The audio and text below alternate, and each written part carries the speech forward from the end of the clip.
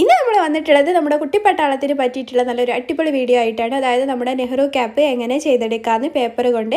അപ്പം ഈ വലിയ പേപ്പറൊന്നുമില്ല, വീട്ടിൽ സാധാ നോട്ട്ബുക്കിൻ്റെ പേപ്പറൊക്കെ കയ്യിലുള്ളൂ എങ്കിൽ അത് വെച്ചും നമുക്ക് എങ്ങനെ ഇതുപോലെ ഒരു നെഹ്റു ക്യാപ്പ് നമ്മുടെ കുട്ടികൾക്ക് ഇടാൻ പറ്റിയ രീതിയിൽ ചെയ്തെടുക്കാമെന്നും കൂടെ ഈ ഒരു വീഡിയോയിൽ ഉൾപ്പെടുത്തിയിട്ടുണ്ട്. അപ്പോൾ വീഡിയോ ഫുള്ളായിട്ട് കാണുക. Keep watching.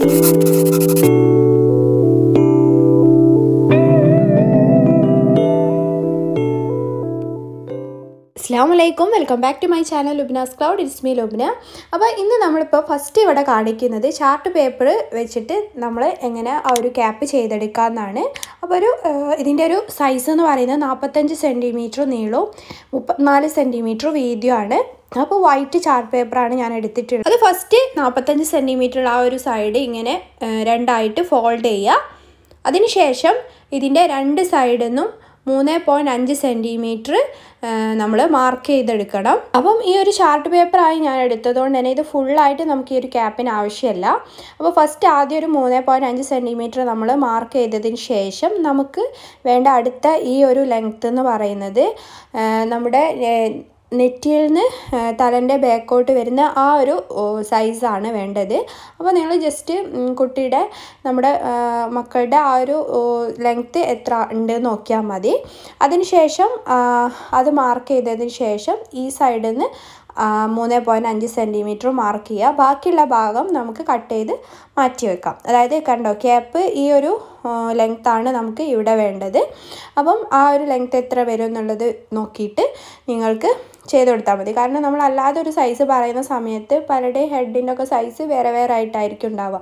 അതുകൊണ്ട് തന്നെ ചിലപ്പം എല്ലാവർക്കും ഞാൻ പറയുന്ന ആ ഒരു മെഷർമെൻറ്റിൽ ക്യാപ്പ് നല്ലോണം അവിടെ വെക്കാൻ പറ്റണം എന്നില്ല.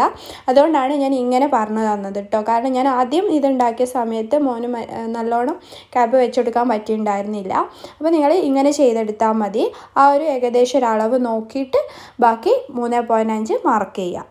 അപ്പോൾ ബാക്കിയുള്ള ഈ ഒരു ഭാഗം ഞാൻ കട്ട് ചെയ്ത് മാറ്റിയിട്ടുണ്ട്. കണ്ടോ, രണ്ട് സൈഡിലായിട്ട് 3.5 സെൻറ്റിമീറ്റർ നമ്മൾ ഇതുപോലെ ഫോൾഡ് ചെയ്ത് എടുത്തിട്ടുണ്ട്. ഒരു കാര്യം, നമ്മുടെ ചാനൽ ഇതുവരെ സബ്സ്ക്രൈബ് ചെയ്തില്ലെങ്കിൽ എന്തായാലും സബ്സ്ക്രൈബ് ചെയ്ത് സപ്പോർട്ട് ചെയ്യണേ. അപ്പോൾ നിങ്ങൾ സബ്സ്ക്രൈബ് ചെയ്യാതെ കാണുന്നതെന്നൊന്ന് ചെക്ക് ചെയ്യണം കേട്ടോ. അതായത് താഴത്തെ രണ്ട് സബ്സ്ക്രൈബ് ബട്ടൺ കാണാം, അതൊന്ന് ക്ലിക്ക് ചെയ്ത് സബ്സ്ക്രൈബ് ചെയ്യാം.